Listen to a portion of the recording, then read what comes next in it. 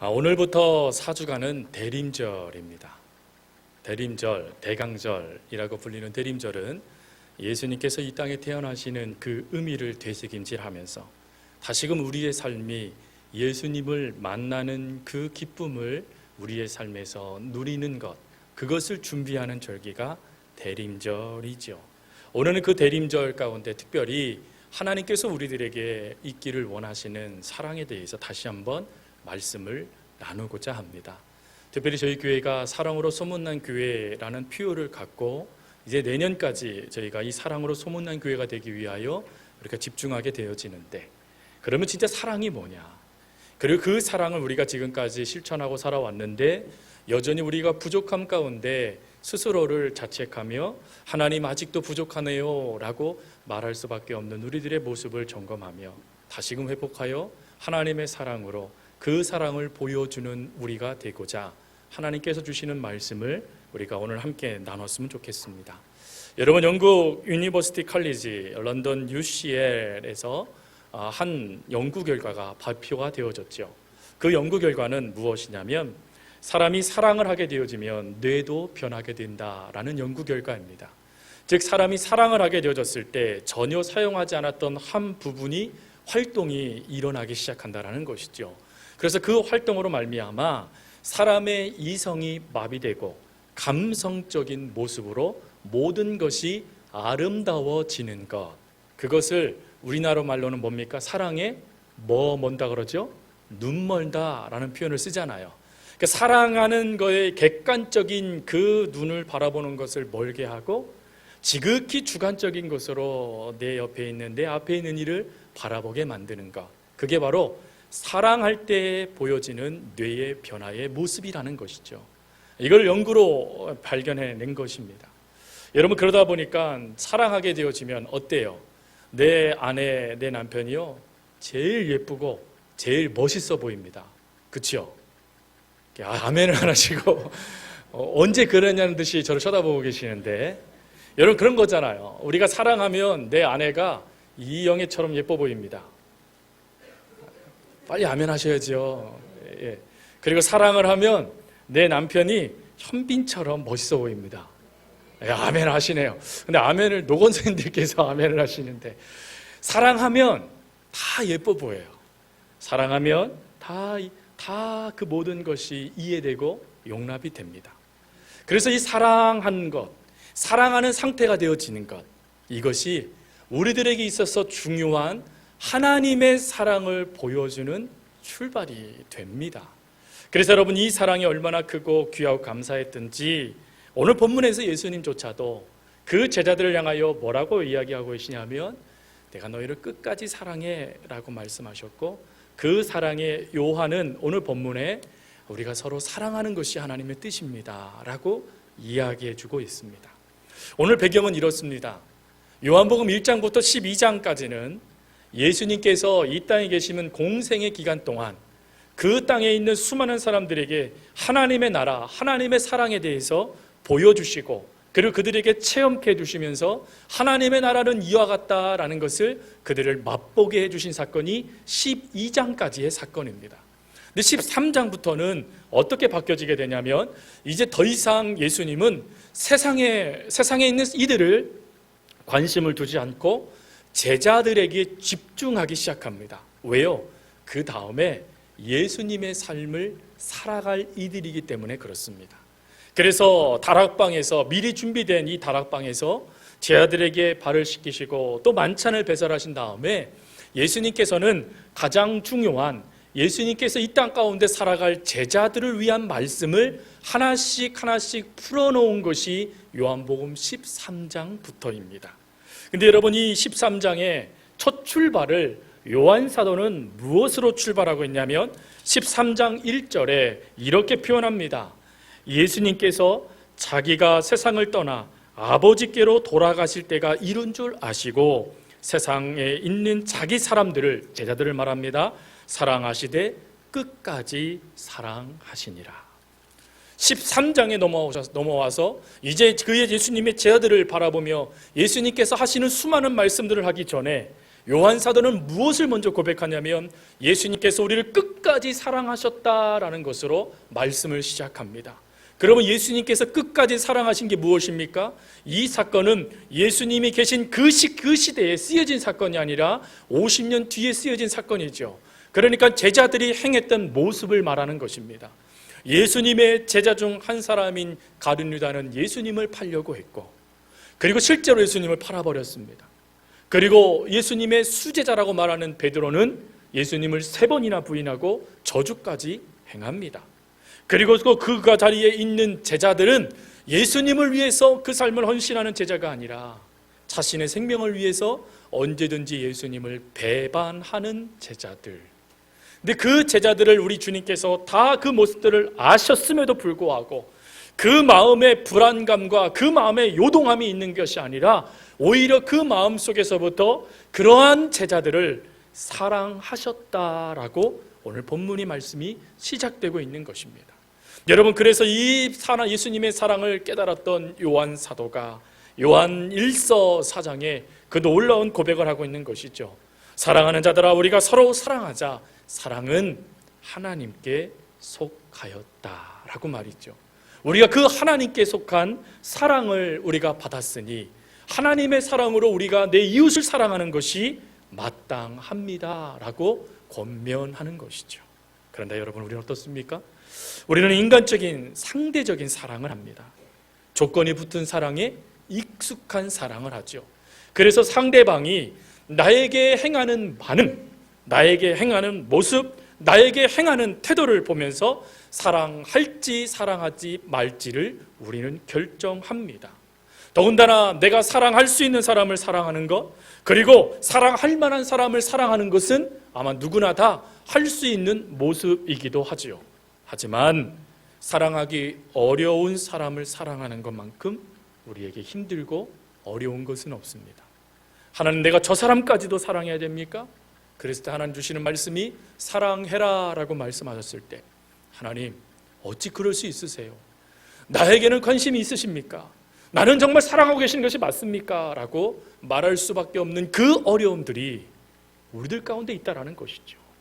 그러면 그 어려움을 우리가 그것을 뛰어넘어서 주님의 명령에 반응하며, 그리고 사랑할 수 없는 이들을 사랑해주며 그들을 통하여 하나님의 제자들이 많아질 수 있도록 우리를 역사하기 위하여 우리들이 보여줘야 될 사랑, 우리를 통하여 흘러 들어가야 될 사랑, 그리고 우리들이 반드시 알아야 될 사랑은 무엇일까 하는 것입니다. 그 첫 번째는, 사랑은 하나님으로부터 시작되는 것을 알아야 된다라는 것입니다. 여러분, 하나님의 사랑은 우리를, 사랑할 수 없는 우리를, 사랑할 가치가 없는 우리를, 사랑할 이유가 없는 우리를, 오히려 미워하고 죄 가운데 죽어도 될 수밖에 없는 우리를 사랑하신 사랑을 보여주신 것이 바로 하나님의 사랑입니다. 여러분, 그 사랑 때문에 오늘 우리가 이 자리에서 살아갈 수 있게 되어지는 것이죠. 세상에서 수많은 어려움들을 당하는 것뿐만 아니라 세상에서 당하는 수많은 일들 가운데 우리도 죄를 짓습니다. 그런데 그런 죄를 짓는 우리에도 불구하고 사랑하시기에 참는 하나님, 사랑하시기에 그 사랑의 그 잘못된 모습에도 기다리시는 하나님의 사랑이 있기에 우리가 오늘 이 자리에서 살아가고 숨을 쉴 수 있는 것 아니겠습니까? 여러분, 그 사랑의 하나님께서 우리들에게 뭐라고 말씀하시냐면, 사랑할 이유가 전혀 없고 사랑할 가치가 없는 그 사람을, 아니 사랑보다는 오히려 미워하는 것이 맞다라고 생각하는 그들을 너는 사랑해 주어라 라고 말씀하고 계시는 거예요. 여러분, 이 사랑은 우리를 통해서 불가능하죠. 우리의 마음속에는 늘 조건적으로 또 내 감정이 기쁠 때만 사랑에 우리는 반응하기 때문입니다. 그런데 이 사랑을 뛰어넘어 우리들에게 사랑이 무엇인지를 예수님은 보여주시면서 우리들에게 이와 같은 한 가지 진리를 주십니다. 그게 무엇이냐면, 하나님이 먼저 우리를 사랑하셨다라는 것입니다. 즉, 하나님이 먼저 우리를 사랑하셔서 그 사랑 때문에 우리가 다른 이들을 사랑할 수 있는 존재가 되어졌다라는 것이 하나님의 말씀이에요. 여러분, 누가복음 15장 11절 이후로 말씀해 보면 우리가 너무나 잘 알고 있는 탕자 이야기, 일명 아버지의 사랑장이라고 하는 이야기가 그곳에 실려져 있습니다. 여러분, 이 이야기에서 아버지의 사랑을 알게 된 아들은 첫째 아들일까요? 둘째 아들일까요? 첫째 아들이시면 첫째 아들이라고 말하는 분들은 자기가 첫째고, 둘째 아들이라고 말하면 자기가 둘째일 겁니다. 여러분, 둘째 아들이 아버지의 사랑을 알게 되죠. 사실은 아버지의 사랑은 돈에서부터 주어지는 거라 생각하여 그 돈을 빼앗아서 그 돈으로 자기의 생활, 자기의 기쁨을 누렸던 이가 둘째 아들입니다. 근데 이 둘째 아들이 거지가 되어 아버지 품으로 돌아오게 되어졌을 때 아버지는 그 아들을 바라보며 추궁하지 않습니다. 그 돈 다 어디다 넣었어? 라고 말하지 않으세요. 그리고 그 아들을 그냥 꾸지람 없이 끌어안아주면서 잔치를 배설합니다. 그러면서 이렇게 말합니다. 내 아들은 죽었다가 다시 살아났으니 우리가 함께 즐기는 것이 마땅하다라고 하며 잔치를 배설해요. 여러분, 그 잔치, 그 다시 회복되어지는 아버지의 아들의 신분의 역사를 경험한 둘째 아들은 비로소 그 자리에 이전에 몰랐던 아버지의 사랑을 알게 됩니다. 근데 말씀은 거기서 끝나지 않죠. 그 다음 말씀에 또 나옵니다. 그 다음은 바로 이 가정에 아버지의 사랑을 알지 못했던 첫째 아들의 모습이었어요. 첫째 아들은 그 배설된 잔치 소리를 보면서 아버지에게 퉁명스럽게 원망하며 어떻게 이럴 수 있습니까? 라고 따집니다. 여러분, 그때 아버지가 한 말이 누가복음 15장 30절부터 31절까지 말씀이죠. 그 말씀에 아버지는 이렇게 말합니다. 예, 너는 항상 나와 함께 있으니 내 것이 다 네 것이 아니냐. 무슨 말입니까? 항상 아버지는 이 첫째 아들을 사랑하고 있었다라는 것입니다. 즉, 아버지의 사랑이 그 아들 첫째 아들에게 그대로 전달되고 있었다라는 것이죠. 근데 문제는 그 첫째 아들이 아버지의 사랑을 알지 못했다라는 것입니다. 그 아버지의 사랑을 알지 못하여 자기를 종처럼 취급하여 어찌합니까? 퉁명스러운 말을 한 거지요. 성실한 저는 안중에도 없고 배은망덕한 둘째만 챙기시니 참 잘하십니다, 아버지라고 하며 그 아버지의 사랑을 조롱하고 있는 것입니다. 사랑하는 성도 여러분, 너희가 서로 사랑하는 것이 마땅하다라는 하나님의 말씀을 들었을 때 우리가 기억하는 게 뭐냐면 누구를 사랑하지라는 거에 먼저 우리는 반응합니다. 그런데 요한 사도가 우리에게 주고 싶은 것은 너가 사랑받고 있다라는 것을 기억해라 라는 것입니다. 여러분들을 향한 하나님의 그 사랑이 얼마나 크고 놀라운지를, 지금도 부어주고 있는 하나님의 사랑이 얼마나 큰지를 먼저 기억하고 알아야 비로소 사랑하는 자가 된다라고 말씀하고 계시는 거예요. 여러분, 만약에 이 첫째 아들이 아버지의 사랑을 그가 알았다라면 그는 어떻게 했을까요? 그 아들 둘째 동생이 아버지의 재산을 달라고 말했을 때 그 아들을 말렸을 거예요. 너가 아버지의 사랑을 이렇게 받으면서 어떻게 그럴 수 있느냐라고 하며 그 아들을 설득하고 그 동생을 설득했을 거예요. 그리고 그럼에도 불구하고 자기 뜻대로 행하는 모습을 볼 때 그를 찾아가서 그를 돌이킬 수 있도록 날마다 그를 권면했을 겁니다. 그것뿐입니까? 후에 이 동생이 돌아왔을 때 제일 먼저 아버지 앞에 무릎을 꿇고 아버지 우리를 사랑하시잖아요. 그러니 이 동생 용서해 주세요 라고 간청하며 그 사랑을 구하는 모습을 이 첫째 아들이 행했을 거라는 거죠. 그런데 모르니까, 알지 못하니까 오히려 조롱하고 비난하며 저 사람을 왜? 라고 말하고 있더라라는 것입니다. 사랑하는 성도 여러분, 하나님에게 있어서 첫째 아들, 둘째 아들 다 중요합니다.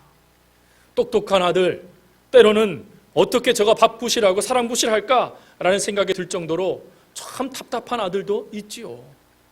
왜 내가 저 아이를 낳고 내가 왜 이 고생을 해야 돼? 라고 말하는 자녀가 있는가 하면 또 어떤 자녀는 부모의 기쁨이 되는 자녀가 있어요. 여러분, 그 어떤 자녀의 모습이라고 할지라도 하나님은 똑같이 다 사랑하고 계신다라는 것입니다.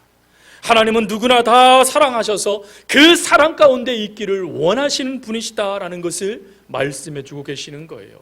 그 사랑을 알아야, 하나님이 나를 사랑한다라는 그 사랑을 알아야 비로소 사랑하는 자가 된다라는 것이죠. 영국의 런던 템플턴 교회를 섬기고 있는 한 교인의 이야기가 있습니다. 이분의 이름은 에밀 머틀러라는 분이십니다.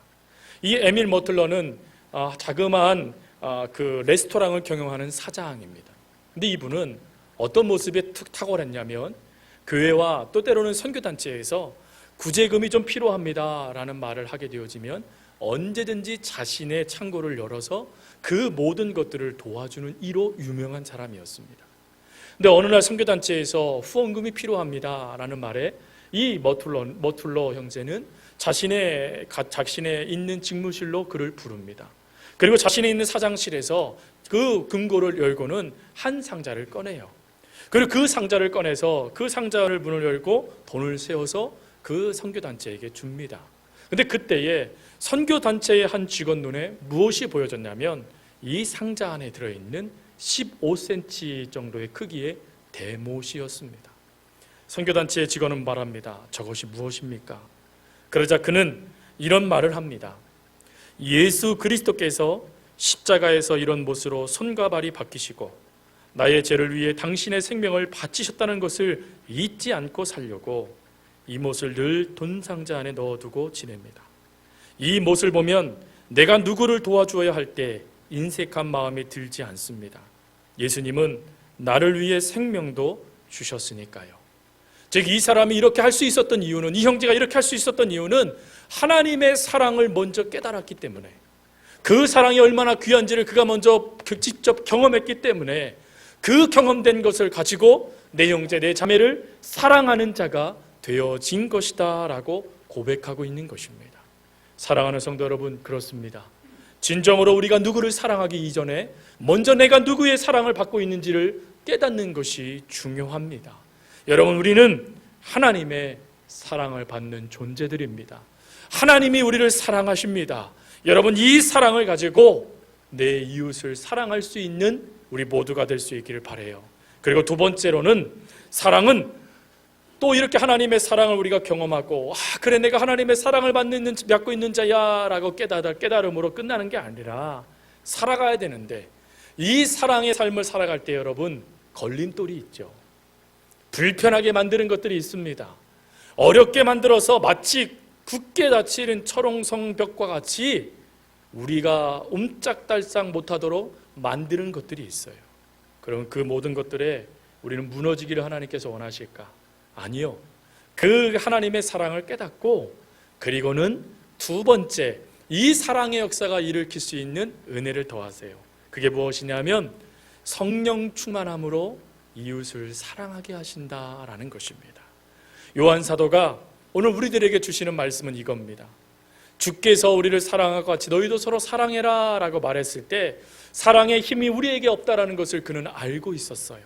그래서 그 사랑을 도대체 어떻게, 그러면 그 사랑을 가지고 우리가 실제로 사랑을 보여주며 나누어 줄까를 고민하다가 그는 요한일서 4장 20절에 이런 고백을 합니다. 누구든지 하나님을 사랑하노라 하고 그 형제를 미워하면 이는 거짓말하는 자니 보는 바 그 형제를 사랑하지 아니하는 자는 보지 못하는 바 하나님을 사랑할 수 없느니라. 무슨 말입니까? 하나님을 사랑한다라고 하면서 형제를 미워한다는 것, 그것은 잘못된 것이라고 말해주고 있는 거예요. 즉 우리의 삶에 하나님을 향한 믿음의 역사들이 나타나지 않아서 그것이 내가 하나님을 잘못 믿고 있는 것인가 라는 질문들을 우리가 할 수밖에 없습니다. 내가 하나님의 말씀을 듣고 또 내가 하나님의 은혜를 받았는데 그 은혜를 가지고 그럼 나는 어떻게 살아야 될 것인가를 고민했지만 여전히 거기에 머물러 있는 내 모습을 보며 절망하고 넘어져 있을 때 사도 요한은 우리들에게 주는 말씀은 무엇이냐면 그 모든 것을 살아갈 수 있는 힘이 하나님께 있다는 것을 너는 믿니? 그러면 하나님께서 그 힘 가운데 너에게 역사하실 것을 너는 믿니? 그 역사로 너는 충분히 내 이웃을 사랑할 수 있을 거야 라고 말해주고 있는 거예요. 여러분 이것을요 오늘 우리의 삶에 그대로 한번 적용해 보십시오. 우리들이 안타깝게도 누군가가 불편해지고 안타깝게도 누군가가 미워졌을 때 여러분 그 사랑이 그에게 흘러들어가지 않습니다. 흘러들어가지 않다 보니 내가 하나님을 잘못 믿고 있는가 착각하게 되어지죠. 근데 여러분 우리는 잘 믿고 있는 게 맞습니다. 문제는 우리의 성품이 변화되지 않는 거예요. 내가 하나님의 사랑으로 내 모든 것들이 달라져야 되는데 달라지지 않는 것이죠. 그럼에도 불구하고 우리가 또 감사할 수 있는 게 있지요. 그게 뭡니까? 우리는 성화되어져 가는 존재들입니다. 즉 우리는 달라져가는 자녀들이에요. 점점점 하나님의 사랑으로 달라지게 해서 우리의 삶을 통하여 하나님의 사랑이 많은 사람들에게 흘러 들어갈 수 있도록 하나님이 역사하는 그 중심에 있는 주의 자녀들이다라는 것입니다. 만약에요, 누군가가 등 뒤에다가 저는 공사 중입니다 라고 붙이고 다닌다면 여러분 그들을 향하여 뭐라고 담은할 수 있겠습니까? 자그마한 글씨로 2년만 기다려주세요 라고 만약에 적혀져 있다면 여러분 기다리시지 않겠습니까? 근데 여러분 어때요? 우리가 공사 중이고 2년만 더 지나가면 우리가 완벽한 성품의 소유자가 됩니까? 아니죠. 안타깝게도 완벽한 성품의 소유자가 되지 못하고 또다시 우리는 넘어집니다. 근데 그 넘어지지 않는 비결이 요한과 그의 제자들이 경험했던 한 가지의 은혜에 있습니다. 사도행전 2장 말씀에 가보면 사도 요한과 그의 제자들이, 주의 제자들이 놀라운 모습이 하나가 나타납니다.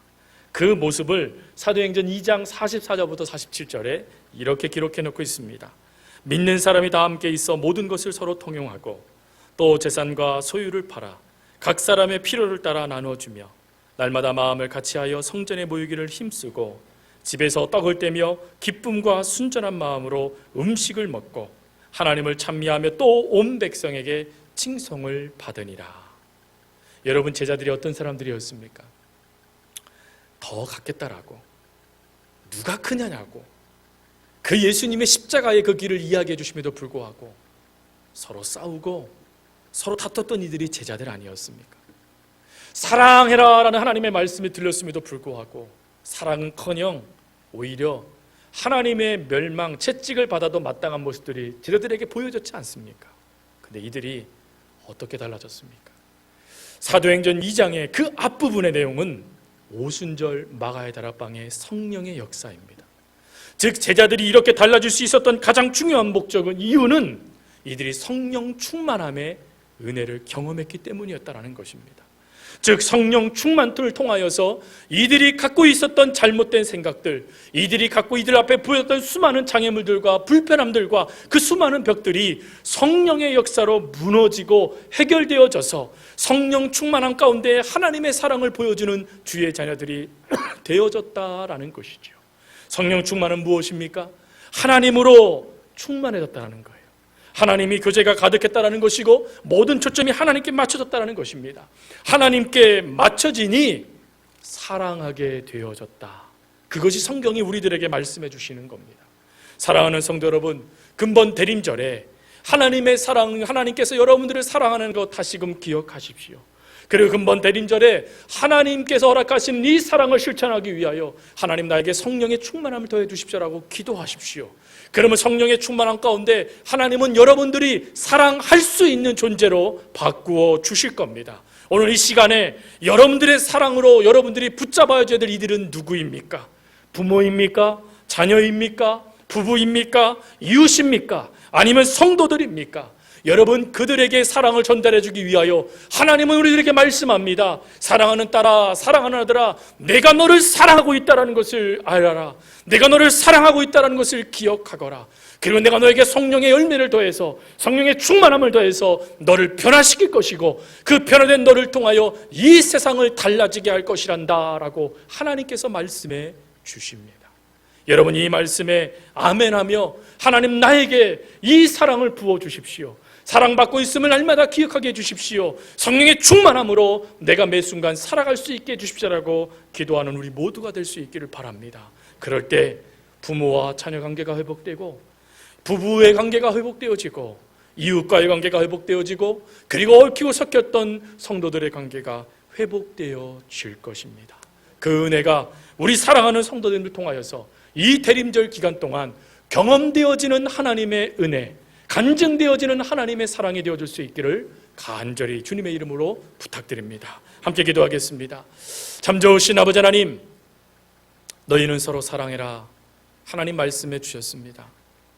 그러나 아버지 하나님, 저희들은 사랑함에 있어서 내 조건에 맞아야, 내 마음에 맞아야 그들을 사랑한다라고 말합니다. 그러나 오늘 그런 우리들을 향하여, 아니 내가 너희를 사랑하고 있다라는 것을 아는 것이 중요하단다 라고 하나님 말씀해 주시니 감사합니다. 누가 나를 사랑해 줄까라고 생각했는데 하나님이 나를 사랑하고 계신다라고 말씀해 주셨으니 하나님, 우리가 이 사랑 가운데 가득 채워지게 하여 주시고, 그리고 또한 성령의 충만함 가운데 우리들을 불편하게 하고 또 우리들의 사랑을 전달하기를 거부하고 있는 이들을 향하여 하나님의 사랑을 전달해 줄 수 있는 주의 제자들이 다 되게 하여 주옵소서. 그리하여 우리 사랑하는 성도들을 통하여서 지역사회에 하나님의 사랑이 흘러 들어가 하나님, 오늘도 사랑하기 힘들어하며 또 사랑받기를 원하고 있는 이들이 하나님 사랑을 받아 일어서고 회복되고 주의 자녀가 되어지는 역사들이 가득 일어나게 하여 주옵소서. 참으로 아버지 하나님께서 그리해 주실 것을 믿습니다. 사랑 많으신 예수님의 이름으로 기도합니다. 아멘. 이제는 우리 주 예수 그리스도의 은혜와 하나님 아버지의 무한하신 사랑과 성령님의 교통 교제하심이 나는 사랑받고 있는 존재입니다.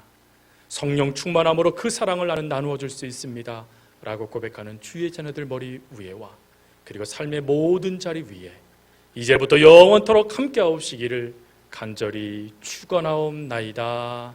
아멘.